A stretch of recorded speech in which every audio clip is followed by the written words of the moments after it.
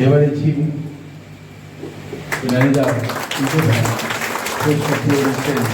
But of course আমি বলতে চাই যেটা সেটা হলো কিছু মানুষকে আমি ধন্যবাদও দিতে চাই, কেননা ইউকো ব্যাংক আপনাদের শহরে অনেকদিনই আছে, 1975 সালের ব্রাঞ্চ। একসময় বহরমপুর মিউনিসিপ্যালিটি 3-4টা অ্যাকাউন্ট ছিল, পরবর্তীকালে যে কোনো কারণেই হোক আমাদের যে একটা বন্ডিং হয়, অ্যাটাচমেন্ট হয়, সেটা চলে যায়। আচ্ছা, আগে একটু আমি বলে দিই, আমি নিজে প্রবাসী বাঙালি, যে বক্তারা কথা বলেছেন অত ভালো বাঙালি বলে উঠতে পারবো না, একটু মার্জনা করে দেবেন, একটু বুঝে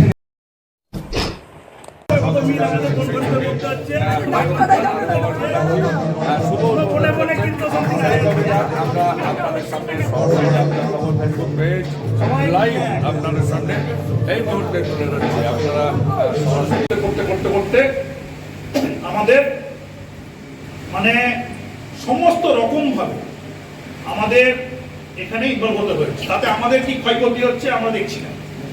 আমাদের জানি আমাদের এখানে আমরা চাকরি ছেড়ে দিয়েছি, আমাদের ফিউচার নাই, কোনো জানি ফিউচার নাই, তাও কিন্তু একটা মাত্র মিউনিসিপ্যালিটার কে একটা বিভিন্ন সেন্টিমেন্ট আমাদের জড়িয়ে আছে। সেই জন্য হচ্ছে থাকি আর না থাকি ডাইরেক্টলি ইনডাইরেক্টলি জানে মিউনিসিপ্যালিটি ঠিকভাবে চলবে, কারণ আমার পরিবার জড়িয়ে আছে এখানে, জড়িয়ে ছিল এখানে। সেই জন্য আমাদের সেন্টিমেন্টের জায়গা থেকে আমরা প্রচন্ড লড়াই দেখেছি।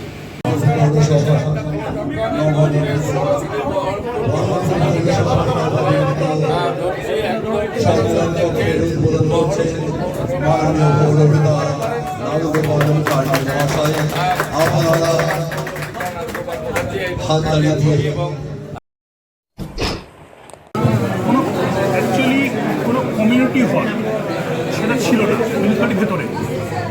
মিউনিসিপ্যালিটিতে মিটিং করতে গেলে পরে আপনার এরকম একটা বড় কমিটি হল ছিল না, সাধারণভাবে 40-50 জনের জায়গা ছিল। সেটা 2002 সালে তৈরি হয়েছে।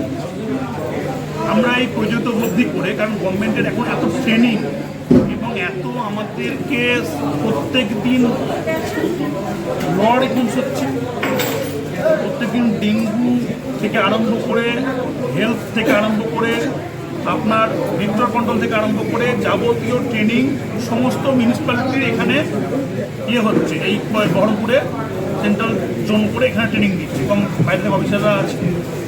এছাড়া প্রতিদিন আমাদের কাউন্সিলরদেরও প্রতিদিন ট্রেনিং দিতে হচ্ছে। আর ওটা এত বড় বহরমপুরে এত বড় মিউনিসিপ্যালিটি চালাতে গেলে পরে আপনার প্রযুক্তি এখন সব থেকে বড় প্রায়োরিটি। সেই প্রযুক্তিকে নতুন করে তো এখন যারা চাকরি করে তারা তো আর পড়াশোনা মানে কি বলবো, তারা নতুন করে তো কীভাবে পড়াশোনা করবে এখন। সেই জন্য আপনার আর কলকাতা যাওয়ার দিন শেষ, সব ভার্চুয়ালি হচ্ছে। এই ভার্চুয়ালি এই টিভিগুলো এলসিডিগুলো লাগানো হয়েছে, এলইডিগুলো। যারা এক্সপার্ট ট্রেনার কলকাতা থেকে ট্রেনিং দেবে, কাউন্সিলর সহ সমস্ত এমপ্লয়ি সহ আমাদের বিভিন্ন ওয়ার্ড কমিটি সহ বাকি যেগুলো মিউনিসিপ্যালিটির বা মানুষের সামাজিক স্বার্থে কাজে লাগবে সেগুলো এখানে হবে। ইন অ্যাডিশন এটা শহরের যারা বিভিন্ন ওয়েলফেয়ার অর্গানাইজেশন কাজ করছে, যেমন ধরুন আমাদের বহরমপুর শহরে 13-14টা অ্যাক্টিভ নাট্য গোষ্ঠী আছে, তারা এটা ইউজ করো, তাদের জন্য আমাদেরকে অ্যাপ্লিকেশন তাদেরকে ইউজ করতে দেবো। যারা এখানে মেডিকেল কোনো প্রোগ্রাম করবে তাদেরকে আমরা ইউজ করতে দেবো, যেগুলোতে পৌর কেন্দ্রিক মানুষের লাভ হবে। সমস্ত রকম যেগুলো মিউনিসিপ্যালিটির সঙ্গে জড়িয়ে নয়, আদার্স অফিসিয়াল সেটআপের সঙ্গে জড়িয়ে বা বিভিন্ন রকম প্রাইভেট সেটআপের সঙ্গে জড়িয়ে, সেখানে মিউনিসিপ্যালিটি তাদেরকে সুযোগটা তৈরি করে দেয়।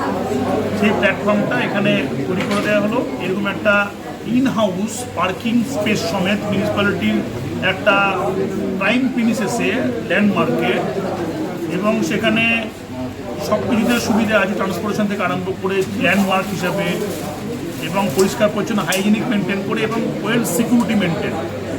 এখানে ট্রেনিং করার জন্য বিভিন্ন মেয়েরা করতে পারে, সেলফ হেল্প গ্রুপ করতে পারে, সবাই মিলে এখানে বহরমপুরের ভালো কাজের জন্য এখানে ওপেন করা হলো। এই যে আমাদের কমিউনিটি হলটা, সেখানে সার্বিকভাবে মানুষের পৌরসভা পাশে থাকার যে কথা মিউনিসিপ্যালিটি 2022 সালের 23শে মার্চ আমাদের বোর্ড দিয়েছিল, সেই বোর্ড প্রতিটা অক্ষরে অক্ষরে পালন করছে, কথার মধ্যে দিয়ে নয়, কাজের মধ্যে। ন্যূনতম একটা চার্জ থাকবে তো নাকি প্রাইভেট সেক্টরের জন্য? ওয়েলফেয়ারে কোনো চার্জ নেই, কোনো charge মিউনিসিপ্যালিটি থাকবে সেটা মেনটেন করবে, কোনো চার্জ লাগবে না। যেমন অভিশোধনকে ভাড়া দেওয়া হয়, অভিশোধনে ওটা অত বড় অডিটোরিয়াম নেই, এখানে সেই কোনো তো কালচারাল প্রোগ্রাম হবে না। ধরুন বিভিন্ন রকম আমাদের ডেঙ্গু প্রিভেনশনের জন্য বা রোগ প্রতিরোধের জন্য পথনাটিকা আছে, যেগুলো ব্যবহার করে পালস পোলিওর জন্য বিভিন্ন অ্যাওয়ারনেস লোকশিল্পীরা ইউজ করে, তাদের ক্ষেত্রে আমরা এটাকে ডিআইসির সঙ্গে কথা বলে, এসডিওর সঙ্গে কথা বলে তাদেরকে এই জায়গাটা আমরা ব্যবহার করি। ব্যবহার করতে দেওয়া